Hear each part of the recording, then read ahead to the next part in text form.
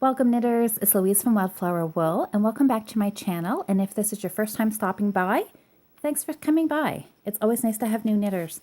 Today's video is about this abbreviation that is found on my Mayflower shawl pattern. It's in the third chart, which is the leaf chart. Some people may not be familiar with this symbol. In my patterns, I use the dot as a purl stitch, and the left leaning diagonal is typically used for a slip-slip knit. Because it has the dot with it, it's still a slip-slip, but we're purling the two stitches together for a decrease. So the abbreviation is a SSP. Lots of times you see this written out in patterns, not maybe so common in a chart, but this is a slip-slip purl two together. So slip-slip purl, and the written out instructions in the pattern say we're going to slip one stitch knitwise, we're going to slip another stitch knitwise to the right hand needle. Then we're going to slip them both back to the left needle, and we're going to purl those two stitches together through the back loop. Now, purling together through the back loop is something that maybe you have not done before. So let me show you, I've got a few stitches on a needle here just for a sample.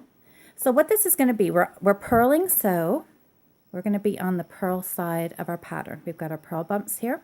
So what we're going to do, we're going to work across to where it says slip, slip, purl.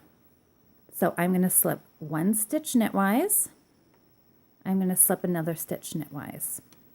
Now I'm going to slide them both back to the left hand needle. And what that is, that slipping them is that's just twisting the stitches to get them the right direction for the decrease. Now I am going to purl them together. We're going to come behind the left hand needle, and we're going to take our right hand needle on the left side of both of those stitches, and we're going to pick up the back legs. And then we swing the needle, the right hand needle, around to the front. We already have our working yarn in the front ready to purl. Wrap it and purl those stitches together. So that gives us a right leaning decrease on this side. We're going to carry on. So if our pattern says, now I'm just going to move over a couple stitches here, and let's practice the slip, slip, purl again. We slip the first stitch knitwise, we slip the second stitch knitwise. We move them back onto the left hand needle,